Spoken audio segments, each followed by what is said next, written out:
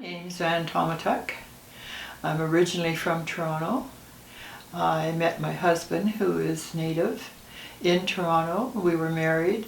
We had one child in Toronto. And then we came up here to Moose Factory because he had previously been in the hospital for TB. And we came up here for a vacation and decided we'd come back and work. In my former life, I was a nurse. And he also was working in the hospital as a nursing orderly. And we decided we'd come here for 5 years and then we'd go and buy a farm. Why a farm? I don't know, because we never had anything to do with farming. However, instead of staying 5 years, we came in 1958 and I'm still here. We've had 6 children, and I know my kids are going to say, no, it's more than that. I think there's about 22, 23 grandchildren and around the same number of great-grandchildren, and there's what, 1 or 2 great-great-grandchildren, maybe 1. Anyways, here I am. I'm retired from nursing, have been for quite a few years.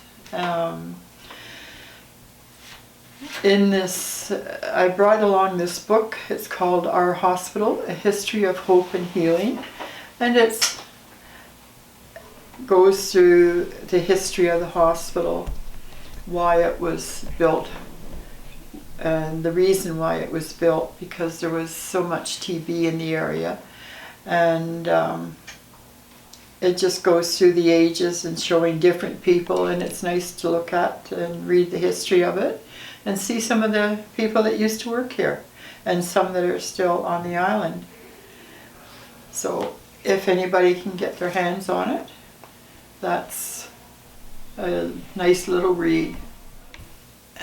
I've worked in a lot of the departments over the years. Worked in the OBS, the surgery, the OR, the pediatric, night supervisor, day supervisor, and other various job situations. Just when I first came here, there were a lot of nurses from England and Scotland. And then over the years, the local college had a nursing class, which was good because then there were a whole class of nurses that were from the area, and some of them are still nursing. The hospital itself was the only point of real employment back in the day, because there is no industry on the island as such, or there was none. And therefore there was, I think, something like over 200 positions that were staffed. So that provided a good employment for people.